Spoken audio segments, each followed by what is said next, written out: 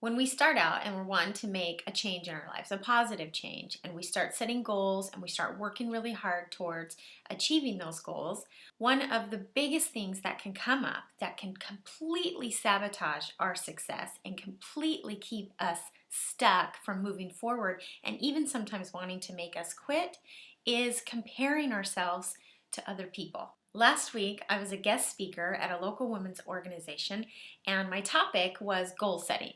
And at the end of the speech, towards the end of the speech, I listed the top 7 ways that we can sabotage ourselves from reaching our goals, from really getting and achieving the things that we want in our lives. And that was one of my top 7 sabotagers, is comparing ourselves to other people. And we all fall into this habit. It's habitual for us to constantly compare ourselves to other people and where they are, where we think we should be in comparison to them. In fact, I found myself doing the exact thing I told this group of women not to do just 3 days ago. I spent a solid 4 hours online convincing myself that I was doing research on other speakers, trainers, coaches in the industry. And in fact, I went in with that intention.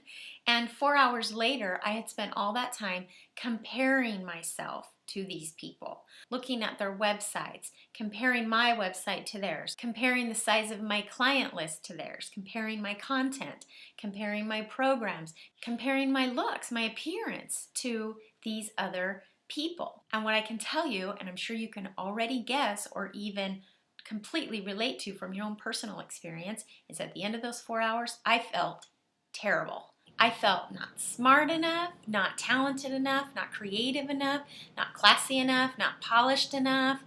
I felt not tall enough, not pretty enough. I felt an overall heavy feeling of just not good enough.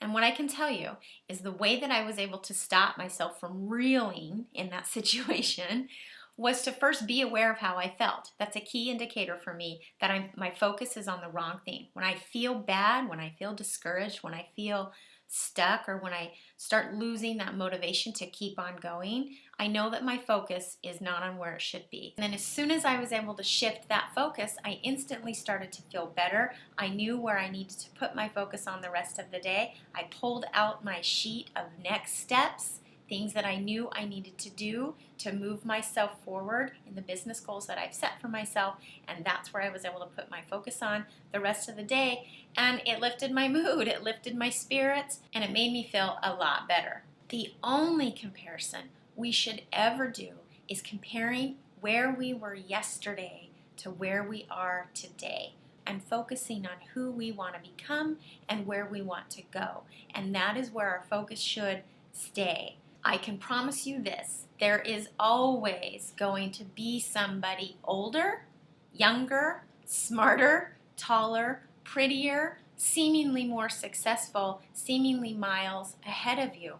Always. Focusing our attention and our energy on these individuals is just going to make us miserable, and it's going to keep us stuck at the very least, and at the worst, it's going to make us want to give up and give in.